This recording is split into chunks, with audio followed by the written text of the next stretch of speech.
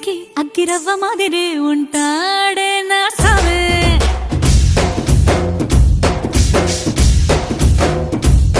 మెత్తాని పత్తి పువ్వుల మరే సంటాడే